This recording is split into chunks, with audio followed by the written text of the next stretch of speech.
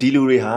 စီးစိမ်ဥစ္စာမကြွယ်ဝပေမဲ့သူ့အတိုင်းဝိုင်းမှာရှိတဲ့လူတွေတယောက်ကမှစားဝတ်နေရေးအတွက်ပူပန်ရတာနေစရာအတွက်ပူပန်ရတယ်ဆိုတာမျိုးကမရှိပါဘူး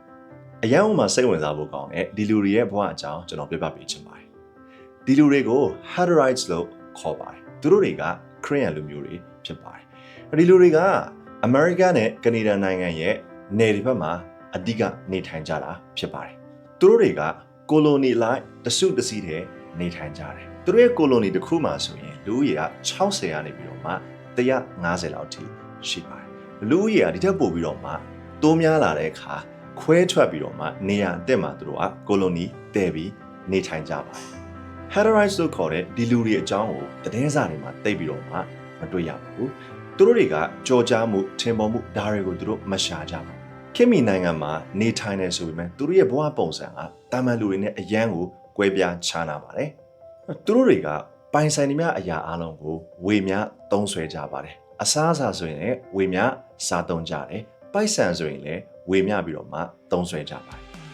ဒါကြောင့်အဲ့ဒီ Hutterites colony တခုမှာမွေးဖွားလာပြီးဆိုတာနဲ့လူတစ်ယောက်ဟာနေစရာအတွက်အိမ်စားဖို့အတွက်အစားအစာတွေအဝတ်အစားအတွက်ပညာရေးအတွက်ဒါတွေအတွက်ပူပန်ရတယ်ဆိုတာကမရှိပါဘူးအလောက်ကင်အတွက်လည်းအားလုံးကတောင်းဝန်ကိုစီခွဲပြီးတော့မှအလောက်ကင်ကြတာဖြစ်ပါတယ်စိုက်ပျိုးရေးပိုင်းမှာလုပ်တဲ့လူကလုပ်ကြတယ်ချက်ပြုတ်တဲ့လူတွေကချက်ပြုတ်ကြတယ်တန်ထဲအလုပ်ရုံတွေမှာလုပ်တဲ့လူတွေလုပ်ကြတယ်အဲ့လိုပဲကိမုံဖုတ်တဲ့လူတွေပါမုံဖုတ်တဲ့လူတွေလည်းအားလုံးတော့နဲ့သူကဏ္ဍနဲ့သူလှုပ်ဆောင်ကြပါတယ်ပြီးတော့ရတာတည်းများပိုက်ဆံတွေအကျိုးမြတ်တွေအားလုံးကိုကိုလိုနီထဲမှာရှိတဲ့လူတွေအားလုံးကဒန်းတူဝေမြသုံးဆွဲကြပါတယ်ဒါပေမဲ့သူတို့ရဲ့ဘဝမှာဆွလွတ်မှုတွေလည်းရှိပါတယ်ဒီလူတွေဟာကိုကျိုးအစာ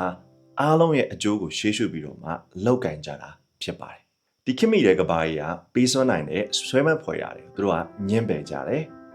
နိုင်ငံရဲ့ခြားကိုခရီးသွားတယ်ဆိုတာမျိုးလည်းမရှိဘူးနောက်ဆုံးပေါ်ဖုန်းတွေကားတွေ fashion တွေဆိုတာလည်းမရှိပါဘူး TV တို့ video game တို့စတဲ့ဖြော်ဖြေရွေးတွေလည်းသူတို့မရှိပါဘူးတချို့ကိုလိုနီမှာအင်တာနက်ရှိတယ်ဆိုပေမဲ့ဒါကိုသူတို့ကအလောက်ကင်အတွက်ပညာရေးအတွက်ပဲအဓိကအသုံးပြုကြတာဖြစ်ပါတယ်ကိုကျိုးကိုအဓိကမထားပဲအများကျိုးအတွက်လှုပ်ဆောင်ကြတဲ့အတွက်သူတို့မှာရွေးချယ်မှုတွေရဲ့လို့များများဆဆမရှိပါဘူးသူတို့တွေကဖျားတရားအရန်ကိုင်းဆိုင်ကြပြီးတော့မှဘဝကိုရိုးရိုးရှင်းရှင်းနဲ့နေထိုင်ဖြတ်တန်းကြပါတယ်